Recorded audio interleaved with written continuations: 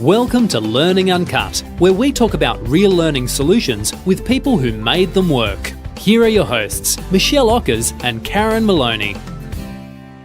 Welcome to another episode of Learning Uncut. I'm Michelle Ockers. And I'm Karen Maloney. And today we're joined by Neil Von Heupt. Neil currently works as a lead learning designer at Easy A, but many of our listeners in Australia in particular will know Neil from his time at the Australian Institute of Training and Development, where he was the programs manager up until mid-2018.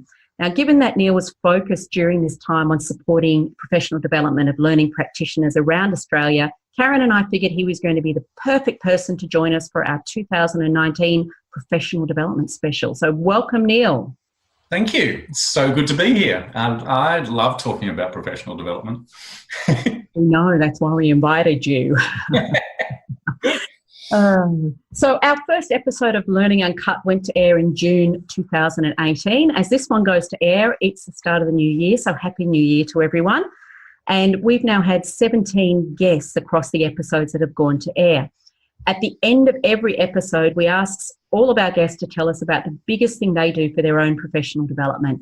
So this is kind of a little bit of a recap episode, and that will be drawing on their responses to this question, as well as throwing into the mix our own personal practices around professional development to help people gather ideas, insight, motivation to help with your professional development in the coming year. So let's kick off with our first question, and I'm going to ask you for your response to this one as our guest, Neil. Do you see any patterns or themes in the professional development practices of our guests?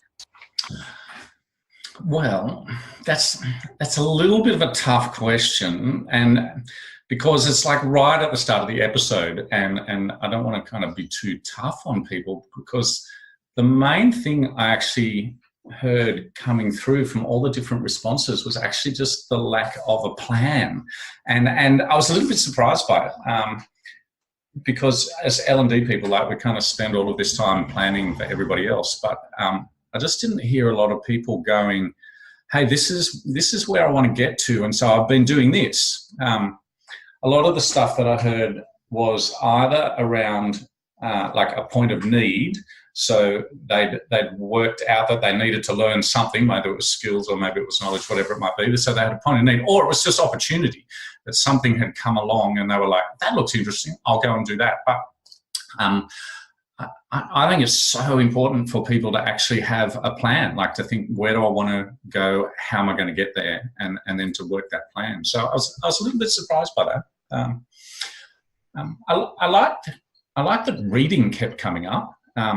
It's kind of not as exciting as some of the other things. Like, you know, if you say you're doing podcasts or you're playing in virtual reality and stuff, that's already exciting. And to kind of go, well, I've been reading a book, sounds, you know, not as exciting, but I like the kind of deep dive that you get in a book, and that you can kind of take time to kind of dig into a topic which you don't necessarily get in some of the lighter ways of learning. So I thought that was pretty cool. And I was also a little bit surprised that not many people mentioned mentors. I thought that would come up more. I think that's a huge opportunity for people in terms of professional development. Yeah. Does any of that resonate for you, Karen? I guess maybe starting with Neil's comment about no one really talking about having a plan. What's your take on that? Yeah, I think it's quite interesting, actually, given that we're a whole industry of people who spend our lives helping other people with their professional development in some way, shape or form, and yet we don't really take in that much of a formal approach to our own professional development. Well, not obviously, not many of us. And I think, you know, maybe having a plan that's, maybe the idea of the plan is too big, you know. So I mean, even if you just sort of say, well, this week I'm going to focus my PD in this space, and, you know, look up all the things you can and join discussions about things, I think would be really helpful for people. I think a lot of it is kind of accidental professional development as you're thumbing through LinkedIn on the train. That kind of stuff. I mean, I see a lot of people interacting in that sort of way. I mean, reading is good to obviously keep abreast of what's going on, and you know, keep yourself informed about trends and what's working and what's not. But it's the doing of stuff is where I think you really learn, when you push yourself out of your comfort zone and you know, face the fear and, you know, get over to that other side where that real learning takes place. So Yeah, I mean, I found it interesting as well, like you said about with reading. I think Anne Bartlett-Bragg in episode 10 was talking about she started reading things that she doesn't necessarily agree with. So she has a point of view about something, she would go and find a book that supports the opposite argument and read that. I found that quite intriguing, actually. It's something that really stuck with me, because I thought, we tend to follow a path of, this is what I want, so I'm going to find all the things that support that choice. And trying to see the other side of an argument really does help you think differently about things. And I always remember that from school, like being in debating societies and stuff. They would give us a motion, and whether we were speaking for or against. So, that act of having to research something to be able to speak on a topic that I didn't agree with was a really big learning curve. So I thought that was really interesting. Yeah, it sharpens your critical thinking skills. And, Tony Dunford in episode 3 talked about seeking people from outside of the corporate world, people who particularly might have a more radical view on issues as part of his work. So he was another one who struck me, similar to Anne, although in the context of having conversations potentially. I definitely make sure I have people in my network. I hadn't thought like Anne had in terms of kind of reading things from opposing points of view, but I definitely have people in my network who I call them kind of contrarians, ones who are more likely to take a contrary point of view to things I might say. I think they're really important. Otherwise things get too vanilla for me. I thought it was encouraging as well that lots of our I guess we're podcast listeners, podcast consumers, but that is just such a versatile medium, and that's why we decided to tell these stories through podcasts, is because it's just so easy just to tap into them. But that was quite good as well. And I think Nicole White in episode 2 shared a few different podcasts that she listens to, but that are completely outside the realm of L&D, but kind of inform her creative side in what she does in her work, about how they put together their podcasts and the subject matter. So I thought that was interesting. Again, it's, that was one of the big things for me, was people stepping outside of the industry and the content supplied by the industry to inform their practice, which was really interesting. Yeah, absolutely. And I think Justine Jardine in episode 12 also spoke about reading really widely. She gave examples of a lot of magazines, saying you should pick up anything and look through it for inspiration, for ideas, as well as watch just about anything to get ideas. But, when I look back through the transcripts for the responses of our guests to that question, actually only 4 out of those 17 guests spoke about going outside of learning and development to get inspiration. Was there really only 4? I thought there was more than that. Only 4. I read the transcripts because I had thought it was a much bigger thing, but I think maybe we've just latched onto it every time we've heard it, because it's just, for me, it just makes so much sense. And we do see a lot of practices being picked up in learning and development from areas like marketing and product design and so on. So perhaps our own biases have amplified that. But consciously talking about that, it was a relatively small number of people. That's interesting. And I think maybe it's as well because on those particular projects they had such, like the things that they implemented had such an impact on the business, the solutions and the way they went about things and the things that they learned. So maybe that's why it kind of stuck with us. I don't know. That's interesting. I think it probably reflects some of the shift in the profession. That there's still a lot of people who think of learning and development practice as delivering training, and so they kind of read and do their professional development around that. But I'd kind of say that the front edge of the profession are the ones who are starting to kind of say, how do we deliver business impact here? How do we actually engage with the business and support what they're trying to do? I think that naturally pushes your professional development outside of the field of learning and development. Yeah. So in one sense, I mean, you've got kind of leading people as your presenters in the podcast, so it makes sense that they're the ones that are starting to look beyond learning and development for input. Yeah, and I guess to be fair, I don't know if you've ever sat down and actually had a conversation with someone in an organisation that perhaps you're there to help support their learning. If you ask people, how do you learn? People immediately think of formal learning. But if you ask questions like, how do you solve problems?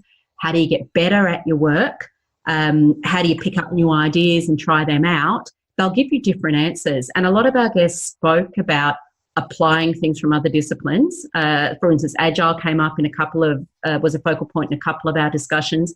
But when we asked that question about, what's the biggest thing you do for your own learning, perhaps that wasn't top of mind. So it might be a bias in the question, interestingly. Okay. And I think I may have a slightly different take on that question about people being purposeful. And perhaps that's because I'm a point of need learner. I mean, I can set up, I want to learn about, recently I started a course on artificial intelligence in human resources, but because I haven't had something to apply it to immediately, I'm behind on the program. Yeah. Whereas if I was applying it straight away, I would be staying up to date. And quite a few of our guests put their learning very much in the context of their projects. So, Emma Weber in episode 7 was talking about reading Chatbot magazine to help inform her practices on the learning transfer bot that she spoke about in that episode. So perhaps people are more purposeful than, consciously came out in their answers, but that it's around applying things. Yeah. Yeah, that's Laura Overton's research had that kind of flavour, where they were finding the strongest motivator for people doing CPD was actually just to do their current job better and faster. And it was really high. It was like 70-something% of people saying that's their strongest motivator. But I actually think it's a little bit short-sighted. Like there's a real risk in that you can end up just meandering in your career from kind of one job to the next one or whatever comes up rather than kind of getting where you actually want to go. I think you can get a lot more out of professional development than just doing your job better. Yeah, true. And that, of course, is the towards maturity learner voice or learning landscape research you're talking about there, Neil. All right, the arm wrestle's over. You win, Neil. We could be a lot more purposeful. So, Neil, you've already raised, preempted my next question here, which was whether there's anything that our guests didn't raise or emphasise that you thought they might. You spoke about, no one really talked about having a plan, and mentoring, which I picked up as well. It wasn't mentioned as frequently as I thought it might be. Mm-hmm. Is there anything else that you thought didn't get the emphasis you might expect it to? I thought webinars might get more of a mention because it feels like they're on every day. Somebody's offering one somewhere, and they're always, when I turn up in one, there always seems to be people in them. But I didn't see a lot of people talking about them. And I thought social media might feature more strongly. But again, I think that's around that kind of question that you're asking. People are still have that kind of formal learning is learning mindset. And they're not so much seeing what they're doing on social media as learning, even though they are. I've got a similar point there actually, because I'm thinking there, Neil, things like, people are saying that they read a lot, and I can bet that a lot of those people are finding things to read through Twitter and LinkedIn and things that people are sharing and writing on there. So it's kind of, because I had a similar thought around communities of practice. Lots of people talked about networking in different groups or meetups, etc., that they're part of, but nobody sort of coined that as a community of practice. Yeah, I think Rob Wilkins in episode 11 talked quite a bit about online networking and sharing resources, having conversations online. But you know what? Nobody mentioned something that personally I find really helpful. No one talked about reflection. No one talked about journaling. And I don't think any of our guests actually are blog writers either. Yeah, interesting. And for me, blog writing is a form of journaling. Talk about reflection. I come back to that John Dewey quote that I learned as a teacher like a long time ago around we don't learn from experience, we learn from reflecting on experience. Has so stayed with me across my whole career that I totally agree with what you're saying. Yeah, in terms of there weren't people talking about just kind of sitting back and having a think about what they're doing. Yeah, absolutely. So that leads me on to the next question. Which of our guests are you most like in your professional development practices, and what is it about their practices that's most like your own? It was interesting. There was a few that resonated, but it wasn't so much from the practice that they were doing, but the mindset that actually kind of led to the practice. So for me, what was resonating was a mindset of getting out of my bubble and kind of getting beyond it. Now, for some people, they did that through, like for Nicole in episode 1, she went to the Mocha in Hobart and just kind of spent some time there. Tony in episode 2 was connecting with people a bit more radical in their views and reading books. With that mindset of getting outside your bubble in your professional learning, that was really what resonated. Not so much the separate practices, but having that mindset and then working out, how do I do it? And the other one for me was, and again, this has been an ongoing thing for me, was the human-centered ones. So there's lots of things that we can do that don't end up having us connect with other humans in the process. Like, I mean, reading's one of those things kind of thing. But for me, where people were talking about getting out and meeting other people in the business, or Rob Wilkins talking about going and having coffee with people, or Gail actually in episode 8 getting out and actually visiting campuses and talking with teachers and managers, that kind of stuff. That for me, that totally resonates. And I find that if I'm not actually engaging with people in the process of doing my professional development, it doesn't kind of float my boat. Rob Wilkins was one of my nominations, and it was actually Rob who gave me the final nudge that I needed to get online and get comfortable with spaces like Twitter and start developing my own network. And that was back at a conference in 2014. I think I'd had enough of hearing people say, you know, there's an amazing network available out there, people who are generous, ready to contribute, and you're missing out on a lot if you're not part of that network, and that online tools were a great way to do that.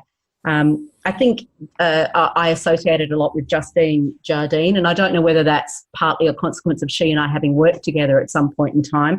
But in terms of just that point of need approach and needing to apply things, which I spoke about, that's very important to my own development, getting hands-on with stuff rather than just the theory. Mm. How about yourself? Have you got a doppelganger out there, Karen? Yes, Nick White, episode 2. Yeah, look, it was quite funny actually when I was looking back through the transcripts to prepare for this episode and just sort of picking up on all of the things that she does, that we do the same around, you know, podcasts, reading, networking. But interestingly, again, some sort of similar career trajectories around being instructional designers and then running our own businesses. So the learning, the professional development for both of us has kind of got to the point where it's now not so much, yes, it's still, you know, the content around the skills and the practice of the industry, but a lot about business and how to be a good leader and how to run a successful business and marketing and sales and finance and all those wonderful things. And then I think, you know, the networking then becomes about networking with other business owners.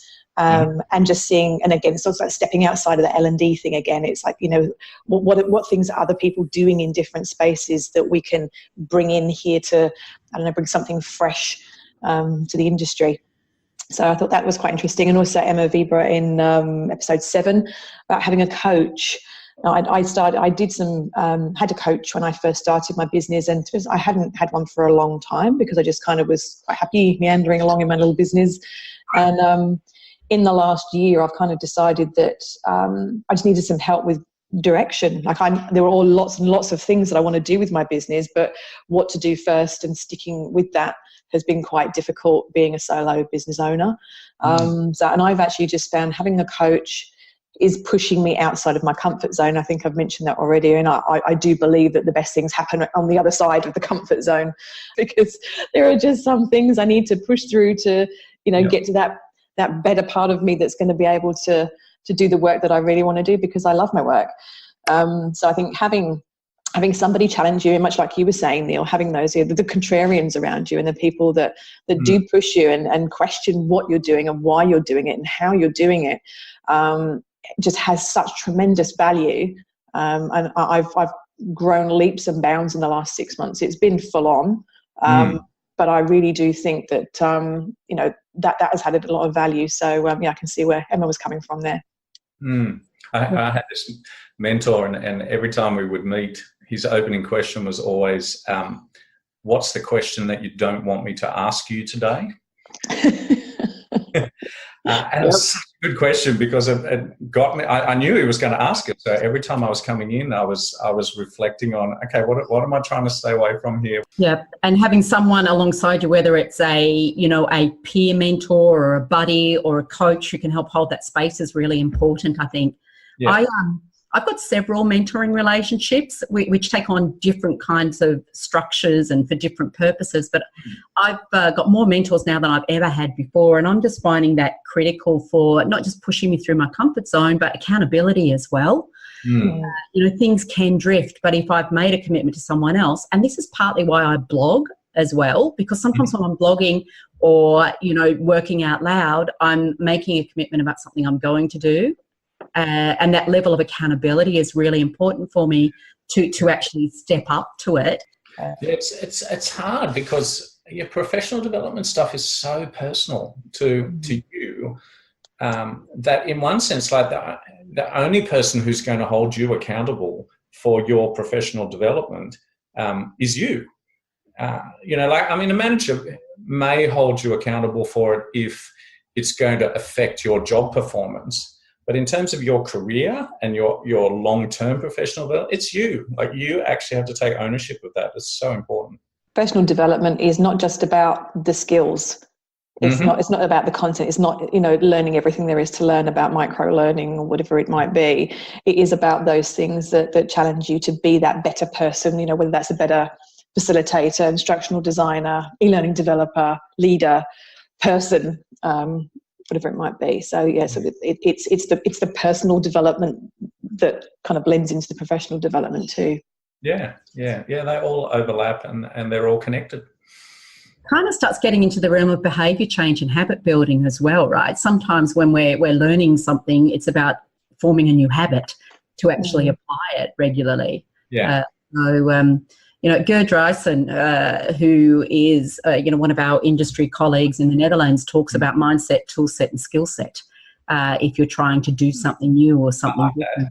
Yeah, I think that mindset piece is really important, and maybe as part of our own professional development to examine our mindset from time to time. I was fortunate early this year to run some workshops with Aaron Pradhan,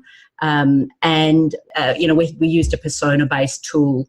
And one of the suggestions he had was, if you're trying to learn something new, you're trying to grow, do a persona on yourself, do an empathy map on yourself to understand what's happening for you in terms of what are you feeling, what are you thinking, what are you doing in regard to the change. And I thought that was such an interesting approach. Yeah. Interesting and a little bit scary. I don't know if I want to do a persona on myself. You might want to get one of those mentors to validate your little empathy map of yourself. I thought that was a really cool approach, a really useful thing to do.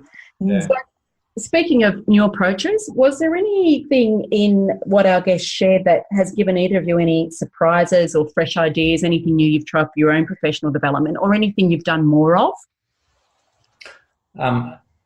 This year was the podcast year for me, and I'm still not hooked on them. I know some people, they've jumped into podcasts and they love them, and I'm still not hooked, but I'm still struggling to connect what I'm learning in a podcast setting back to kind of practice. I tend to take less notes when I'm just listening to a podcast. I tend to not capture stuff in Digo that I would do in other professional development that I might do. But yeah, 2018, the podcast year for me. So for me, one of the things I've been inspired to do more of is reading, like book reading. I'd really let that habit lapse. And when Tony Dunford back in episode 3 said, I read 2 books a month, that kind of blew me away. And looking to read more out of our own discipline, I've started reading a little bit more philosophy. That's really, it's a nice break. And I'm finding hard copy books, trying to reduce the screen time a little bit, particularly if I'm reading at the end of the day when the eyes get a bit tired. Yeah, I found this interesting little an app called Blinkcast, I think it is, and it's like book summaries. And it's really interesting, partly because I was experimenting with it and just using the free ones that they put out each day, and they just go all over the place in terms of kind of what you're reading. But even doing that, it was fascinating just reading some things from completely outside my field. That was that. Yeah, I'm probably a mix of both of those. I think I'm much like you. I'm thinking about still trying to get myself to read one book a week. Like I have a pile on my nightstand that I usually read 2 pages of and then fall asleep. So I think it's having that. I think the weather's getting a bit nice. That's called a book log.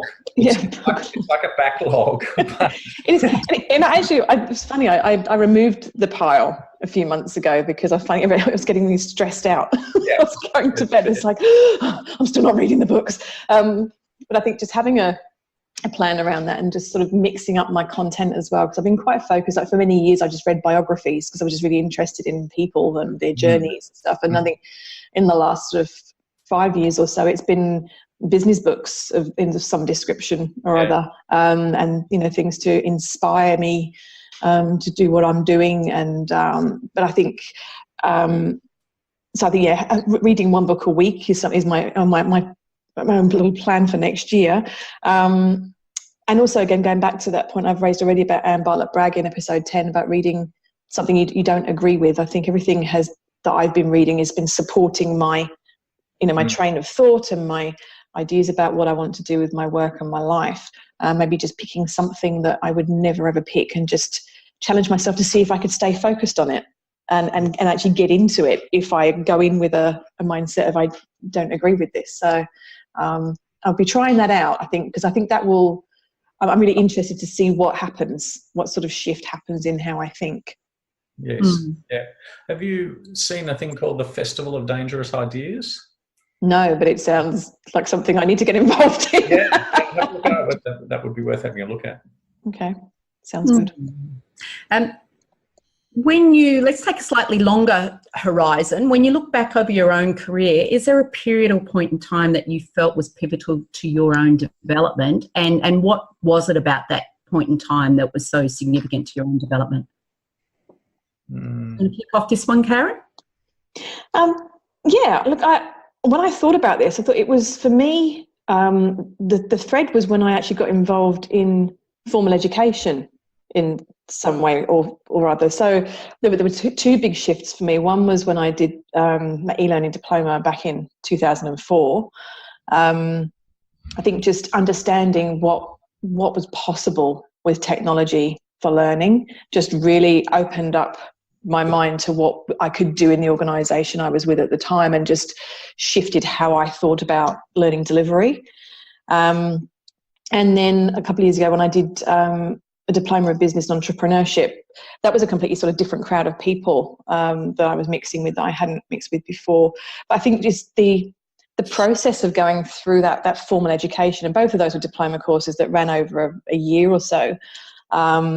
And I think being able to, in both those instances, being able to apply what I was learning, on my job or on my business, was really, I think, really pivotal in terms of how I was actually using that learning. Because I think everything else I've done has either been like little short courses, or like you say, Michelle, like that just in time, meeting that just in time kind of need for what I was doing at the time. So I think, and both of those courses I undertook because I had a need. There was a need, but it was a longer term sort of need. So with the e-learning stuff, it was kind of, I could see that there was shifts happening. So I was a CBT person for many, many years, and just the way that technology was being used in the business and the tools that were out there were just shifting. So I actually made a conscious decision, that was part of my professional development plan at the time, was to engage in this thing and work with it over a period of time. And the same with the diploma of business. I'd run a business for a number of years, but I think it's quite different having a business where you've gone from being a contractor and have a great network and therefore get work, to actually doing what I've done in the last couple of years and just completely shift what I've done in business. And so I went back and said, okay, I want to sit down and work out how do I do this business from start to finish, and push myself to conquer my fear of things like sales and finance, which it absolutely did. So I think that those big pivotal things for me were engaging in that formal education and having some structure around my learning where I could apply it back on the job. Interesting. How about you, Neil? What did your pivot point or points look like?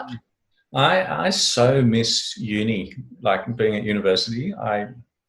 For me, that sustained deep dive into content that was just gold. I loved it, like over years, like that, just to be with a bunch of people day in, day out, just getting into the theory and the practice of what we were doing. I so miss that. I mean, I totally don't miss the poverty that that goes,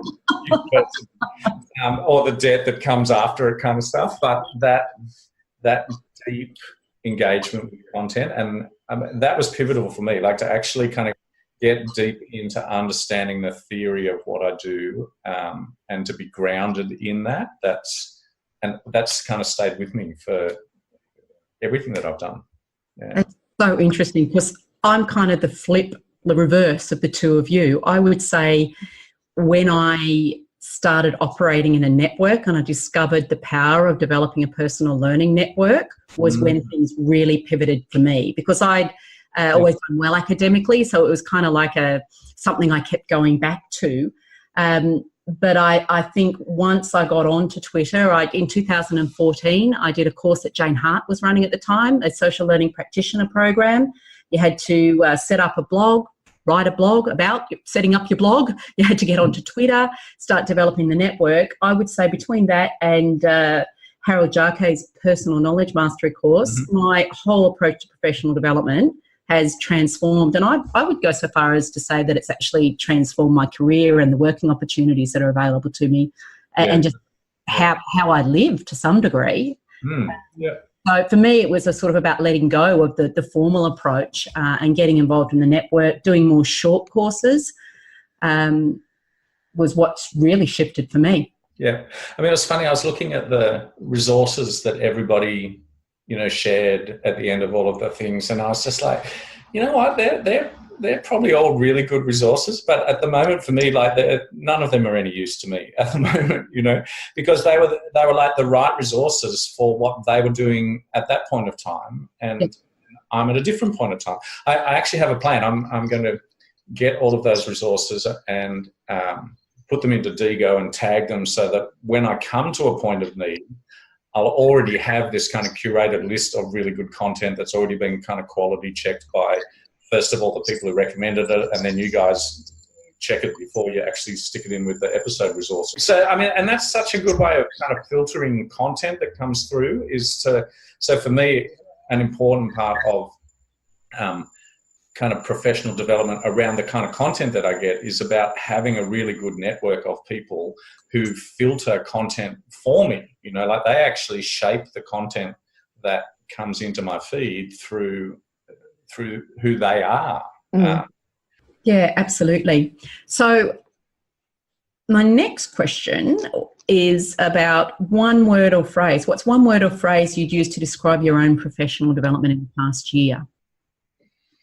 This is a little bit ironic, having said all the things that I've said, because I was thinking about this and my word was scrambled. And I think I've actually, like with all of the things that I know about professional development, this year changed roles and changed where I live and all of that stuff. And so scrambled was the word for me. I've kind of fallen foul to all of the things that I tell people to be wary of in terms of having a plan. But having said that, it's getting close. I have a rhythm to my professional development planning, and part of it is annual. And December, it's getting close. Like I can feel it coming. Like as the days of November draw near, I'm like, okay, no, I need to start thinking about where I want to go across the next couple of years and do that big. So the big picture planning for me is coming in December, and then I'll settle back into something. Yeah. And Karen, how about you? What's your one word or phrase to describe your development in the past year? Yeah, like I made a conscious decision months back to really push myself this year and try some things I haven't tried before, and to change the way I think about what I do. So my professional development has been it's double-sided really, because one side is obviously about running my business and making that the best thing I can make it, but then also keeping my hand in the industry while I'm not a hands-on practitioner. these days. Like, I don't run projects anymore. The whole, the industry just, I find so interesting. That's why I got into it in the first place. So it's still keeping my hand in with, what's going on out there and where the issues are and where the challenges are, what solutions people are coming up with, which is why, doing this podcast has just been fantastic in terms of digging out and helping people tell those stories. But I think for me, going back again to that idea, the coaching really has pushed me to challenge myself and explore areas of my professional development that I probably wouldn't have come across by myself, maybe because it's hard and it's that comfort zone thing again. So it's been good, but it's almost like every day I get up and there's a challenge for me today. I'm learning new tools, I am networking in a different way, and I'm thinking differently about everything. So it's been full on, but I have really, really enjoyed it. And I just, I'm going to sort of take some time after we do this episode and review all those, transcripts and resources and things, and just think about what does my professional development plan look like for next year? Because, doing this in a more structured way, I think for me is going to be really rewarding. Yeah, absolutely. And maybe you look back on this as a pivotal year in your own development. Oh, definitely. Without university this time. So for me, it's applied and collaborative is the phrase. I've tried a lot of new things this year, and I have learned on the go, and I learned a lot from the people I've been working with. And probably a really good example of that is the project I did with the Learning and Performance Institute to refresh their capability map. I was on Slack with 50 people, leading experts and practitioners in our industry around the globe, who were, debating and developing skill descriptions for our industry and what do we need to do to meet the challenges moving forward. And I felt like I was doing like a dozen MOOCs at once, a dozen online courses at once, listening to these conversations. Yeah, that was a massive project. Yeah, I just thought I had some really rich opportunities to work with some people who have had experiences that I haven't had and have expertise I haven't had the opportunity to build up, and it's been an amazing opportunity to learn alongside others. So as this goes to air, it's our first episode for 2019, and many people down here in the Southern Hemisphere are going to be on their extended summer break. And it's kind of a period of time where people think back, they reflect on the past year, they plan for the year ahead. And, of course, Neil's encouraging us all to be more purposeful and to put a plan in place. What is one tip you would give to our listeners about something that they can do in the coming year to support their professional development? See, I want to come back to where I started almost and say get a pen and get some paper and write something down as a plan. Because I don't think there's one tip that I could, like one different thing that I could say that would work for everybody, but doing a plan will totally work for everybody. I would say there's kind of three bits to it. You want to start with where do you want to go? So that question of direction in terms of, it's probably a bigger question around your career. And then you've got to work out what do you need to get to where you want to go, and then how are you going to get what you need to get to where you want to go. So you've got three kind of elements, like where do you want to go, what do you need to get there, and how are you going to get what you need. That for me, if people went away and did that, I'd be totally happy. I think for my newsletter subscribers last year, I actually put out like a one-page PD planner, just a really basic thing, but I'll find it and we can put it into the resources, because I think it just starts you thinking. Yeah. And I'd encourage people to kind of take a step back. As they're doing the plan, they need to be thinking about what is it I'm wanting to achieve? What are my goals for the coming year in terms of my professional life, maybe my personal life as well, because, of course, this kind of planning doesn't need to be just about what happens in the workspace. Yeah, totally.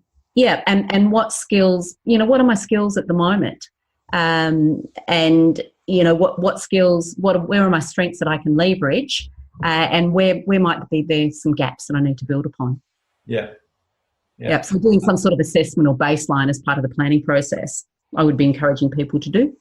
Yeah. I think people, I just see stacks of people and they're in jobs because I find myself constantly talking, like I'm at the dentist and I say, how did you end up being a dentist, or, wherever I am kind of thing. And I meet stacks of people who are in roles that they never imagined that they'd be in. They're not particularly happy in them. And so I think for me, part of that planning thing is a really kind of long-term thing to say, where, not just kind of what more skills do I want to have in 12 months' time, but in 10 years' time, is my career going in the direction that I want it to, kind of thing. Yep. We can steer it. We can't always kind of make it go in a straight line, but we can steer it in the direction that we want to.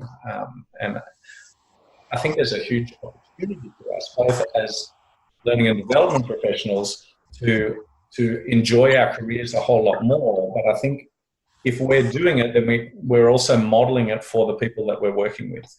So if they see us working towards a long-term plan and engaging in professional development, that's actually motivating for other people to get on and do it for themselves as well. Yeah, absolutely. One of our roles these days is to support continuous learning in others. So having good practices in place ourselves is critical. Yeah, totally. Yeah. Any final thoughts from you, Karen, around tips? I think challenge yourself and do things differently.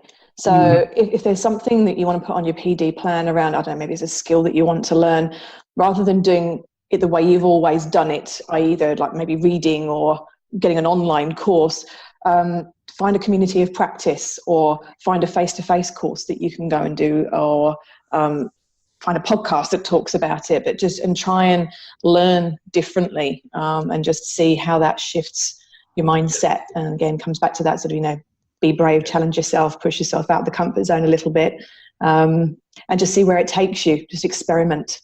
Yeah, and I think to the point about getting out of our bubble, personally, I think having a network and engaging with other people is really critical, particularly when so much of the practices in our industry are emerging practices. Finding people to learn from, I think, is actually quite important in whatever format that looks like, but using other people as a resource for your own development and engaging with them through contribution and generosity, sharing what you know as well, and trusting that always comes back to you. The network always looks after you if you are generous, engaged and contributing. Yep. Definitely. Yeah. And on that note, we're going to include a link to all of our LinkedIn profiles in the show notes if anyone wants to get in touch with any of us to continue the discussion about professional development. I think we'll ask some questions on LinkedIn in the new year to ask others to share what they're doing for their professional development. Probably be some more, but two key resources in the show notes. One is we've created a copy of all of the responses to the question about professional development from all of our guests in 2018 and put that into one transcript. And the other resource is a separate list of all of the resources that they mentioned that they use for their own professional development. All right. So a big thank you to all of our guests from 2018 for sharing not just their stories with us, but also their professional development practices and for fueling our own development along the way. Thank you to Neil for joining Karen and I and sharing your insights with us. And Karen, a big personal thank you from me for all that I have learned from working with you this year. And right back at you. And same to Amanda as well. I think we've all been on a very steep learning curve through this last year, but it's been the most work fun I've ever had. And I think we all bring something different to the table there. So thank you both as well. It's been awesome. It has been. Now, I may be being overly responsible here, but I'm actually going to throw in a thank you to you guys as a team. So Michelle and Karen and Amanda in the backgrounds for putting this podcast together. It's gold. It's so good. And I love that it finishes with this question every time. And the people you've pulled together and the way you've handled the dialogue, just outstanding. Thank you. Thank you, Neil. More to come in 2019. I'll be listening. Fantastic. Thanks. And Happy New Year, everyone. Happy New Year. Thanks for listening. Join the conversation on Twitter or LinkedIn using hashtag Learning Uncut and head over to learningexperts.com.au/podcast to access resources discussed in this episode.